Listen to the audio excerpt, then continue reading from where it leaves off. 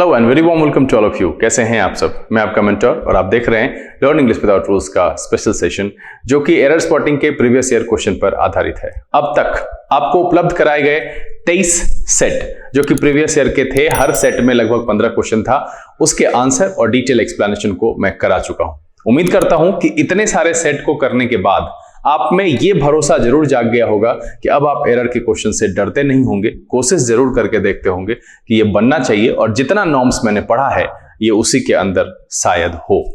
खैर, अभी ये सिलसिला खत्म नहीं हुआ है। हमने सफर 2010 तक का लगभग 10 तक हम पहुंचे हैं। 1999 से सफर शुरू करते हुए 2010 तक में जितने भी क्वेश्चन पूछे गए हैं, लगभग शायद 2009 चल रहा है, आज हम 2010 में एंटर करेंगे। अभी 10 सालों के क्वेश्चन और बाकी है और इन दिनों चूंकि बैंक की एग्जामिनेशन पुराने जमाने में हर एक बैंक अलग अलग लेता था और अभी आईबीपीएस लेती है, एसबीआई फिर लेती है और यही दो जो है अब बची है संस्था, तो परीक्षाओं की संख्या घटी है। तो क्वेश्चन जो 1999 से 2010 तक हुए हैं उसमें आगे आने वाले समय में कम होगा, बट क्वेश्चन अभी 10 सालों का बाकी है। तो धैर्य बनाए रखिए, हर एक सेशन को रेगुलरली देखिए, भगा भगा कर नहीं देखिए, हर एक क्वेश्चन को समझ करके देखिए। जहां परेशानी हो नीचे लिख करके सूचित जरूर करिए। सवाल पूछने से पीछे नहीं हटना चाहिए क्योंकि सवाल पूछना ही आपकी सीखने की पहली प्रक्रिया है।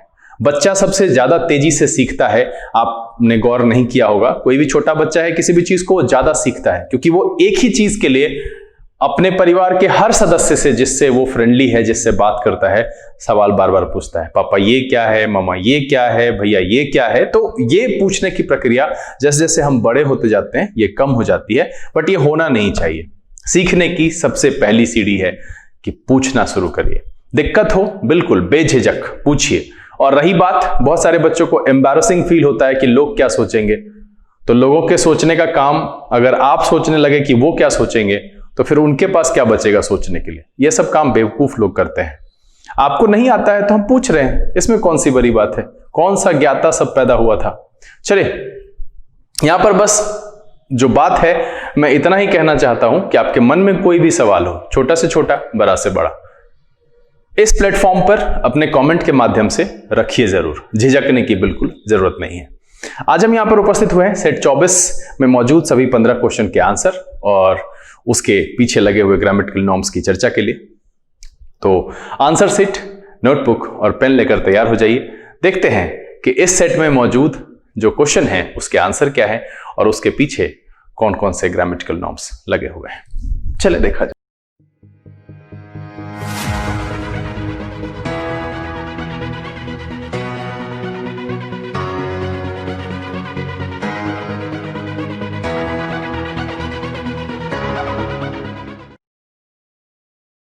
आइए हम आज के सेशन की शुरुआत करते हैं और ये जानने की कोशिश करते हैं कि सेट 24 में मौजूद सभी 15 क्वेश्चन के आंसर क्या है और उसके पीछे कौन कौन सा ग्रामेटिकल नॉर्म्स लगा हुआ है।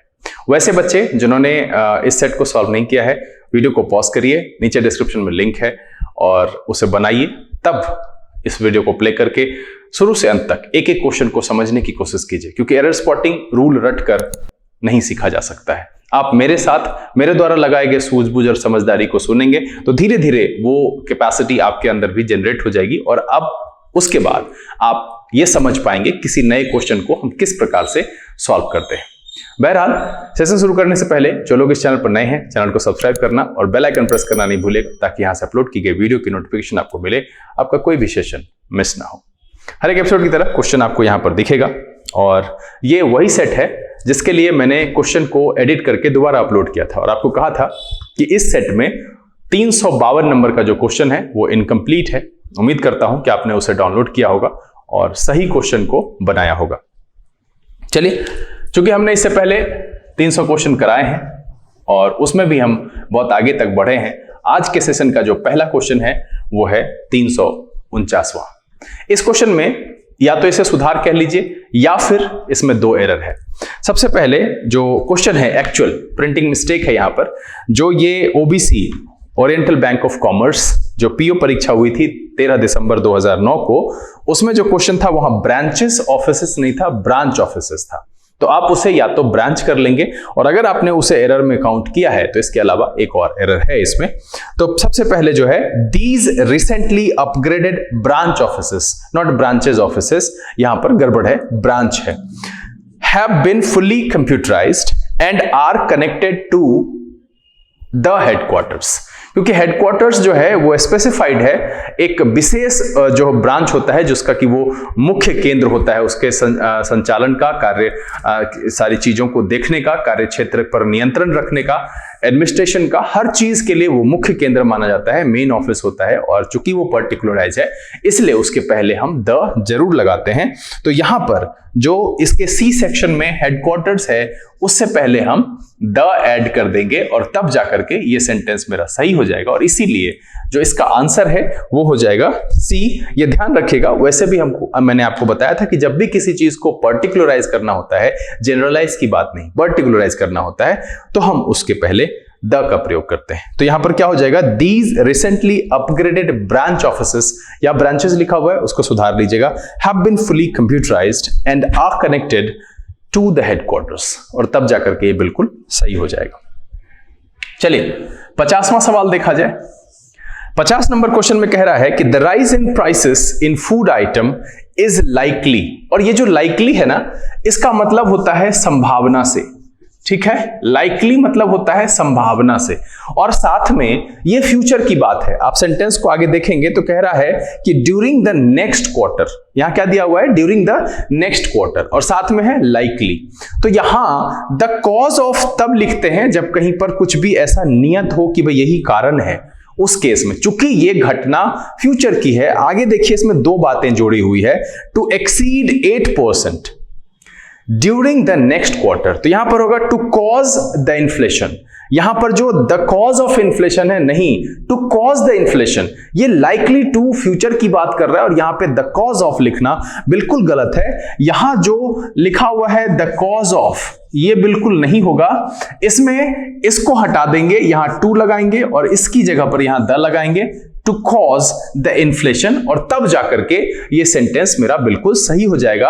और वैसे भी आगे आपको हिंट करने के लिए, चूंकि इसमें दो प्रकार का सेंटेंस है कि the rise in prices in food items is likely to cause the inflation, उसके बाद है the rise in prices in food item is likely to exceed 8% during the next year. तो चूंकि अगला हिस्सा भी उस तरीके से है, और चूंकि ये संभाव्य है, हुआ नहीं है, संभवतः पॉसिबल है, पॉसिबिलिटी को दर्शा रहा है, फ्यूचर की बात कर रहा है, तो यहां पर 2 + V1 लगाना ज्यादा सटीक है। और वो तब इस लिहाजन जब वहां पर हम टू कॉज करेंगे तब जाके ये सही हो जाएगा। और इसीलिए जो 50वें का आंसर हो जाएगा वो हो जाएगा बी। जब द कॉज ऑफ कहते हैं दैट मीन्स कि समथिंग डेफिनेट वहां पर बताएं, तब हम वो लगाते हैं कि निश्चित है प्रॉब्लम की जड़ जो है, कारण जो है, हम उसे बताने की बात कर रहे हैं। यहां पर कह रहा है कि likely to cause the inflation, exceed 8% during the next year, to exceed, तब जाकर के ये सेंटेंस मेरा बिल्कुल सही हो जाएगा। और इसीलिए जो 50वें का आंसर हो जाएगा वो हो जाएगा आपका बी। चलिए 51वां सवाल देखा जाए। 51 में कह रहा है many people believe that the nationalisation of banks in the 1960s। अब देखिए कि सबसे पहले मेनी पीपल बिलीव है, यहां से जो है उसको हैव सोच करके समझिएगा कि सही है तो गड़बड़ हो जाएगा। क्या लिखा हुआ है अगला हिस्सा देखिए कि the nationalisation of banks, nationalisation plus preposition of और फिर बैंक्स, एनपीएन लगा हुआ है, तो नेशनलाइजेशन हैज प्रोटेक्टेड, तो यहां पर हैव नहीं होगा, एनपीएन लगा हुआ है इसमें, नाउन प्रपोजिशन नाउन, और हम पहले नाउन के हिसाब से लगाएंगे। तो चूंकि यहां मेरा नेशनलाइजेशन सिंगुलर है इसलिए यहां पर जो हैव लिखना है वो गलत हो जाएगा, इसकी जगह पर हम हैज का प्रयोग करेंगे और तब जाकर के ये सेंटेंस मेरा सही होगा कि many people believe that the nationalisation of banks in the 1960s has protected India.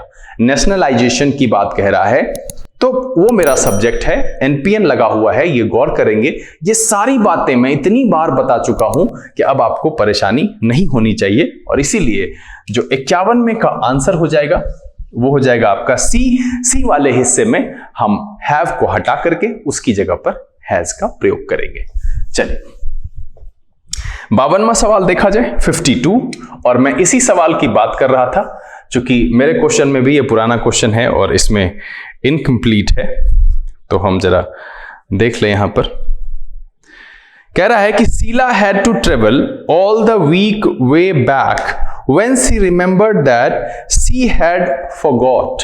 अब देखिए कि आपको पता है कि हैड जब लगाते हैं तो इसके साथ हमको V3 लगाना होता है, और ये जो फॉरगॉट है ये V3 नहीं है, ये गलत है, फॉरगॉटन। तो यहां क्या हो जाएगा, Sheela had to travel all the way back when she remembered that she had forgotten, और तब जाकर के ये सही होगा। और 52वें का जो आंसर हो जाएगा वो हो जाएगा आपका सी।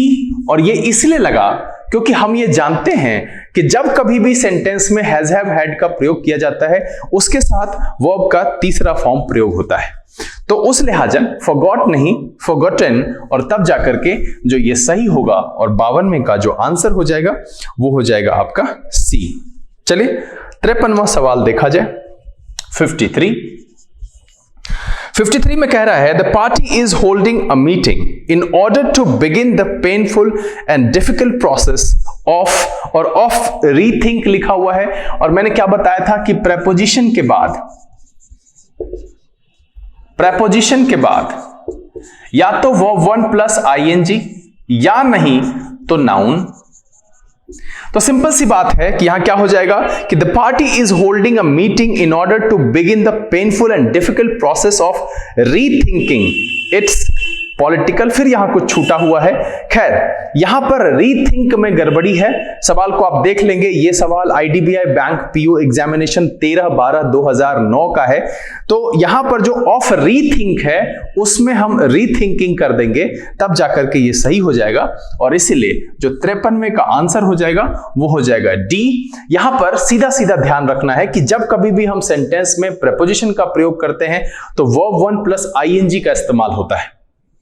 आफ्टर स्टेइंग, आफ्टर ईटिंग, इस तरीके से हम लिखते हैं। दूसरा क्या होता है, नाउन का प्रयोग होता है। एक प्रेपोजिशन है जिसको हम वर्ब के पहले फॉर्म के साथ कॉम्बिनेशन बना करके नाउन की तरह यूज करते हैं, उसे इन्फिनेटिव कहते हैं। उस केस में 2 प्लस V1 यूज होता है, ये ध्यान रखिएगा, ये ध्यान रखने वाली बात है। अब ऐसा नहीं कि मैंने कह दिया कि प्रेपोजिशन के साथ वर्ब 1 प्लस ING होता है, तो 2 के साथ भी ING वाला इस्तेमाल होता है।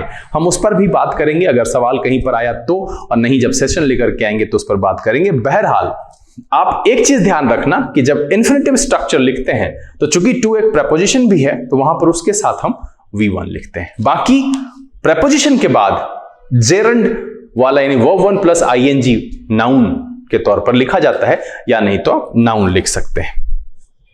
चलिए 54वां सवाल देखा जाए 54th।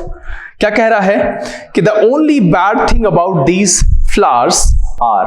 अब देखिए आपको ये लग रहा होगा कि यहां पर फ्लावर्स लिखा हुआ है, दैट्स ओके, फ्लावर्स के बाद मुझे आर लिखना है और ये मेरा सही है, लेकिन ये आर गलत है। अब अगर इसको देखेंगे तो देखिए क्या लिखा हुआ है, the only bad thing about, और जब भी अबाउट लिखा है दैट मींस फिर से आ गया नाउन, प्रेपोजिशन और नाउन, और हम तब पहले नाउन के हिसाब से ही जो है हम वर्ब का प्रयोग करेंगे। और कह रहा है the only bad thing about these flowers is not are. यहां पर ये गलत हो जाएगा, इज हो जाएगा, क्योंकि द ओनली बैड थिंग इस ये मेरा सब्जेक्ट है, इसके हिसाब से हमें वर्ब लगाना है, फ्लावर्स के हिसाब से नहीं लगाना है। NPN लगा हुआ है यहां पर, और NPN में क्या होता है कि जब एक से ज्यादा नाउन प्रेपोजिशन से जुड़े हुए होते हैं तो मेरा जो वर्ब है वो पहले वाले नाउन को फॉलो करता है। पहला वाला नाउन अगर मेरा प्लूरल है तो वर्ब भी प्लूरल होगा, पहला वाला नाउन मेरा सिंगुलर है तो वर्ब भी सिंगुलर होगा, ये ध्यान रखना है। और इसीलिए जो 54th का आंसर हो जाएगा वो हो जाएगा बी। ध्यान रखिएगा कि NPN को महत्वपूर्ण कंसेप्ट्स में से एक माना जाता है। मतलब ये है कि 10 बारी अगर सवाल पूछा जाएगा तो 2 से 3 सवाल आपको NPN पर देखने के लिए मिलता है। अभी ऊपर से देखिए ना, मुझे लगता है 1 2 3 4 5 6 सवाल हमने बनाए हैं जिसमें 2 बार NPN की चर्चा हो चुकी है। तो ये चीज चीज बिल्कुल गांठ बांध लीजिए कि जो कंसेप्ट मैं पढ़ाता हूं इसको रट करके दिमाग में बिल्कुल नहीं रखा जा सकता है। इसको प्रैक्टिस करिए। जब आप बोलते हैं, जब आप लिखते हैं, जब आप किसी चीज को देखते हैं तो गौर कीजिए कि वहां पर क्या लिखा हुआ है। शब्दों की संरचना, सेंटेंस के स्ट्रक्चर को समझने की कोशिश करेंगे, तभी अंग्रेजी सीख पाएंगे। भाषा में जो उसकी समझदारी है ना, वही सही सेंस दे पाती है। अदरवाइज कोई कुछ कह देगा, आप समझोगे नहीं उसकी फीलिंग्स को, तो वो भाषा आपके लिए निरर्थक है। चलिए अगला सवाल देखा जाए, 55वां। कह रहा है कि nobody in the bus offered to give their seat to the elderly lady who had to travel a long distance. क्या कह रहा है? नोबडी इन द बस। अब देखिए यहां पर क्या है कि नोबडी जो है वो आपका सिंगुलर है। नोबडी क्या है? सिंगुलर है। तो सिंपल सी बात है कि nobody in the bus offered to give their तो होगा नहीं, मैंने हमेशा से हेल्पर की बात की है तो सिंगुलर हेल्पर। अब यहां पर हम लगाएंगे हिज। हिज लगाएंगे क्यों? क्योंकि यह बात मैंने पिछले दिन आपको समझाई थी कि हमारे यहां यह कंसेप्ट है कि जब जेंडर क्लियर ना हो, जेंडर जस्टिफाइड ना हो, स्पष्ट ना किया गया हो, तो हम मेल को प्रेफर करते हैं, मैस्कुलिन प्रेफर करते हैं। तो nobody in the bus offered to give his seat to the elderly lady, और तब जाकर के ये सेंटेंस बिल्कुल सही हो जाएगा। और इसीलिए जो 55वें का आंसर हो जाएगा वो हो जाएगा बी। ये ध्यान रखिएगा कि नोबडी जो है वो सिंगुलर है, सिंगुलर उसके साथ हम हेल्पर का प्रयोग करेंगे। तो यहां जो देयर लगा हुआ है वो गलत है, उसकी जगह पर हिज और हर लगाया जा सकता है। चूंकि सेंटेंस में जेंडर क्लियर नहीं है, जस्टिफाइड नहीं है, इसलिए इसके साथ हम हिज का प्रयोग करेंगे, और इसीलिए जो 55वें का आंसर हो जाएगा वो हो जाएगा बी। चलिए 56वां सवाल देखा जाए, 56th। कह रहा है this is the only organization which could somehow continue 2 + V1, continue to make 2 + V1 जो है नाउन का प्रयोग यहां पर है, continue to make profits in the face of recession. और मुझे लगता है कि यह बड़ा ही आसान है, यह सबका सही हुआ होगा। लिख करके सूचित जरूर करेंगे कि 356 किस किस का सही हुआ, किस किस का गलत हुआ। क्योंकि देखिए ये एक ऐसा सवाल है जो आसानी से पकड़ में आ जाता है। जैसे पिछले दिन मैंने नरेशन वाली बात की थी, टेंस के सीक्वेंस वाले में अगर आपको वो उसकी समझदारी है, आप उसको रिवीजन कर रहे हैं रेगुलरली, तो वो आपके जहन में आएगा। कभी कभी मिस्टेक हो सकता है, बट ये जो वन लाइनर है जैसे कि एनपीएन है, या फिर मैंने आपको बताया, अभी मैंने बताया कि नोबडी है, फिर मैंने आपको जो फिक्स प्रीपोजिशन बताया है, वो सब आपको जहन में रखना होगा। और ये कैसे रहेगा आपके पास? तो जब आप प्रैक्टिस करेंगे रेगुलरली तभी ये आपके पास टिकेगा, अदरवाइज ये जाता रहेगा। तो यहां पर क्या हो जाएगा, इसके सी वाले में मेकिंग को हम मेक में चेंज करेंगे और 2 + V1 इन्फिनिटिव हो जाएगा, और तब जाकर के ये मेरा सेंटेंस सही हो जाएगा कि this is the only organization which could somehow continue to make profits in the face of recession, और तब जाकर के ये सेंटेंस बिल्कुल सही हो जाएगा। चलिए 57वां सवाल देखा जाए, 57th, 357। कह रहा है कि many more would have died if he hadn't received the timely help. और देखिए टाइमली यहां पर एडजेक्टिव की तरह प्रयोग किया गया है, इसीलिए उसके बाद नाउन लगाएंगे। और हेल्प आपको पता है कि नाउन की तरह तो प्रयोग होता है, वर्ब की तरह भी प्रयोग होता है। दैट मींस मतलब वर्ब की तरह तो प्रयोग होता ही है, नाउन की तरह भी प्रयोग होता है। जैसे कि वर्क होता है, वर्ब की तरह प्रयोग होता है, और नाउन की तरह भी प्रयोग होता है। हम कहते हैं गुड वर्क, बैड वर्क। तो इसलिए यहां पर जो है many more would have died if he hadn't received, यहां पर जो द लिखा हुआ उसमें से टी हटा दीजिएगा, प्रिंटिंग मिस्टेक है। he hadn't received the timely help, और तब जाकर के ये बिल्कुल सही हो जाएगा। 57 का जो आंसर हो जाएगा वो हो जाएगा आपका सी। हम क्या करेंगे, टाइमली एडवर्ब की तरह भी प्रयोग होता है, बट एडजेक्टिव की तरह भी प्रयोग होता है, ये ध्यान रखिएगा। तो टाइमली हेल्प, तब जाकर के ये बिल्कुल सही हो जाएगा, और 57 का जो आंसर हो जाएगा वो हो जाएगा सी। चलिए 58वां सवाल देखा जाए, 58th। क्या कह रहा है कि a man along with his wife and 2 children. अब फिर से क्या है, अलोंग विद। देखिएगा ये अलोंग विद क्या है, प्रेपोजिशन है, और इसके पहले क्या है, नाउन है, इसके बाद भी क्या है, नाउन है। घबराने का नहीं है, वर्ब किसके हिसाब से होगा, पहले वाले के हिसाब से होगा। देखिए कि आज के इस 15 सेशन में, 15 सवाल के इस सेशन में तीसरा सवाल है जो एनपीएन पर है, along with जो है वो preposition की तरह यूज सके। सर हमको पता ही नहीं, बिल्कुल ऐसा बोल नहीं सकते आप। किसी एक सेशन में मैंने among with को जो इंप्रूव कराया था वो मैंने कहा था कि among with is not the correct combination। Correct combination जो है वो along with का है और इसका मतलब साथ साथ होता है। तो क्या कह रहा है कि a man along with his wife, तो a man के हिसाब से लगेगा was, तो यहां जो वर्ड लगा हुआ है वो गलत है, इसका प्रयोग नहीं करेंगे, इसकी जगह पर हम was का प्रयोग करेंगे और तब जाकर के ये सेंटेंस जो है 58वां नंबर सही हो जाएगा।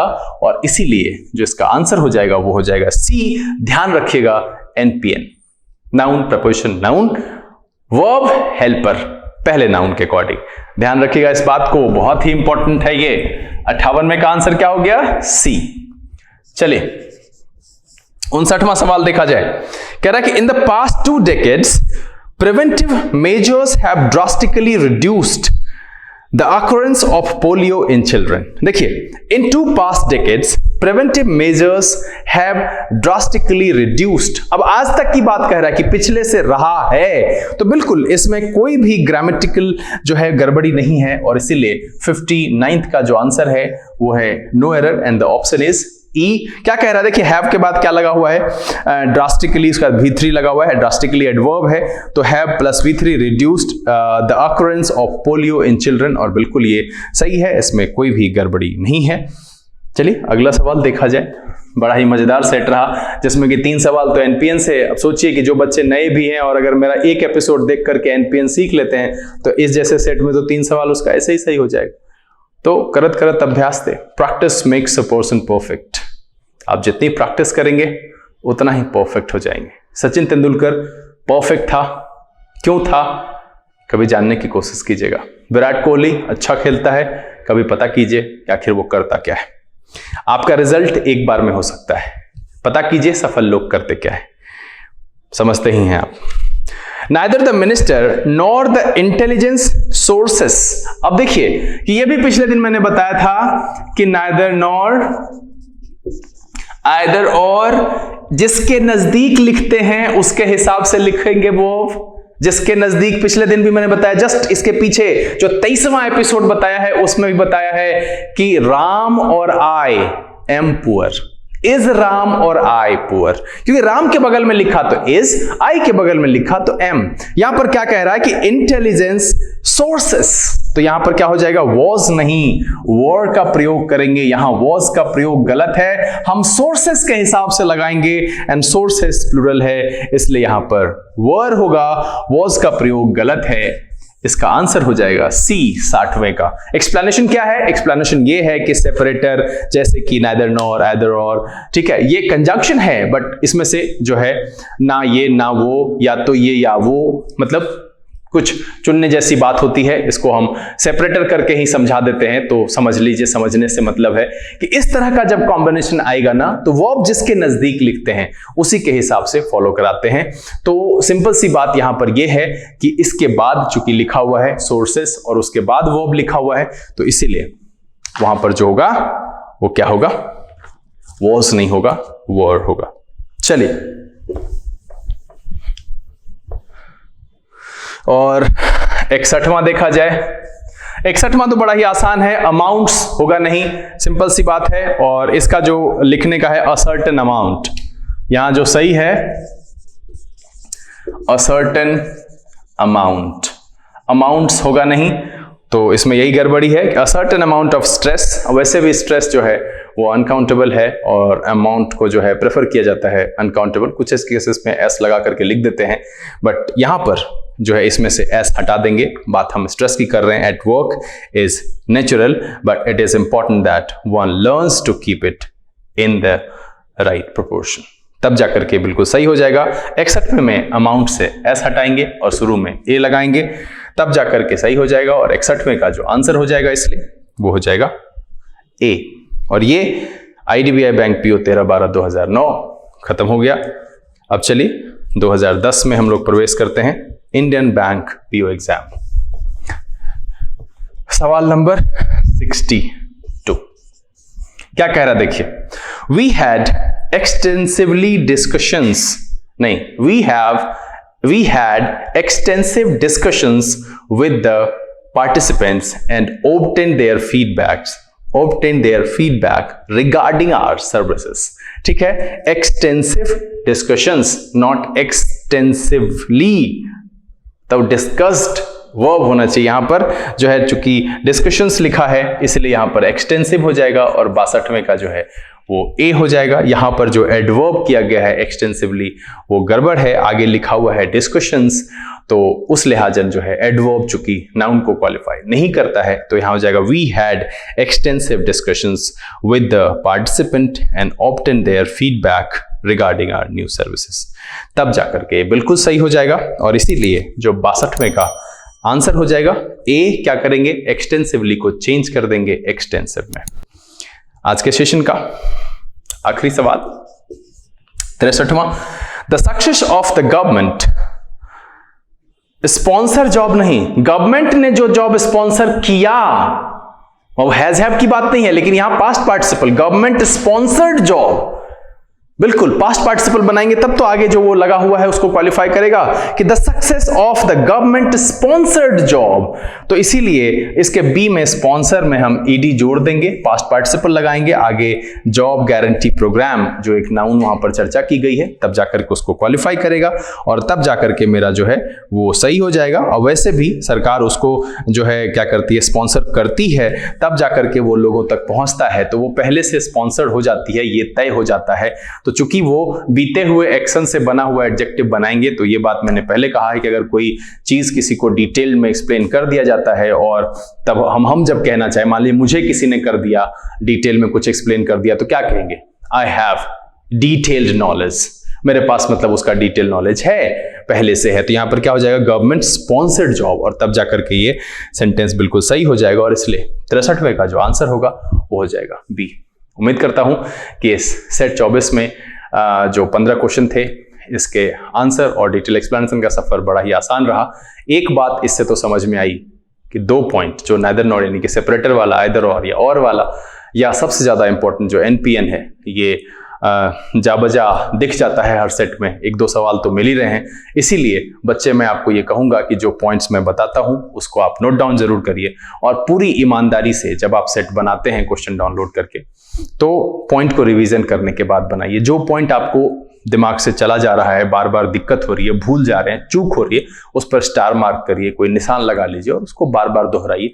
नहीं होता है तो टेबल के सामने आप रख भी सकते हैं, चिपका करके अपने वॉल पर, जहां पर आपने नोटिस लगा रखा है, कुछ जानकारी जो इंपॉर्टेंट होती है, जो नजर से चली जाती है तो हम उसको अक्सर वैसा कर लेते हैं। या कोई एक ऐसा तरीका ढूंढ लीजिए जो बार बार आप उसके कांटेक्ट में रहिए, बार बार यूज करिए, तो आप उसके साथ फ्रेंडली हो पाएंगे और फिर आगे से एरर में आपके मार्क्स जरूर बढ़ जाएंगे। वैसे उम्मीद करता हूं कि आप सबको अच्छे अंक प्राप्त हुए होंगे, नीचे लिख करके बताएंगे जरूर। और जो मैंने कहा है, छोटे छोटे जो सवाल कहे हैं, आपसे पूछे हैं कि कौन सा सही हुआ है, गलत हुआ है, बताइए जरूर। आपको कोई परेशानी हो, कोई सवाल मन में हो, मेरा कोई एक्सप्लेनेशन हो जहां पर कि आपको लग रहा हो कि ये मुझे समझ में नहीं आया है, तो उसके लिए भी आप नीचे लिख करके मुझे सूचित जरूर करेंगे। आंसर मैं उसका बहुत जल्द लेकर के आपके सामने उपस्थित हो जाऊंगा, जैसा कि मैं करता आया हूं। उम्मीद करता हूं कि वीडियो आपको बहुत अच्छा लगा होगा। अगर ये वीडियो आपको पसंद आया आप इसे लाइक कर दें। अगर आपने चैनल सब्सक्राइब नहीं किया है प्लीज सब्सक्राइब कर लीजिए और बेल आइकन जरूर प्रेस कीजिएगा ताकि यहां से अपलोड की गई वीडियो की नोटिफिकेशन आपको मिले, कोई भी सेशन आपका मिस ना हो। शेयर करते रहिए, लोगों को बताते रहिए, पढ़ते रहिए, पढ़ाते रहिए, खुश रहिए, मस्त रहिए। समय है यहां से विदा लेने का। आपको पता ही है कि सेट के अंत में भी एक प्रीवियस ईयर का सेट है, नीचे लिंक है, आप उसको डाउनलोड करिए, बना करके तैयार रहिए। लेकिन हाँ, बनाइएगा थोड़ी गंभीरता से, थोड़ी सिंसियरिटी के साथ उसको बनाइए, क्योंकि ये आप ही के फायदे के लिए है और आप ही के एग्जामिनेशन में ये पूछा जाता है। ड्यूटी पूरा करेंगे तो कभी नहीं सीख पाएंगे। उम्मीद करता हूं कि आजकल पढ़ाई अच्छे से चल रही होगी। अगले दिन यहां से फिर एक रोचक एपिसोड लेकर के उपस्थित होते हैं। तब तक के लिए लर्न इंग्लिश विदाउट रूल्स के सेशन से this is BK Singh signing off. Keep reading, keep practising. Thank you, God bless you.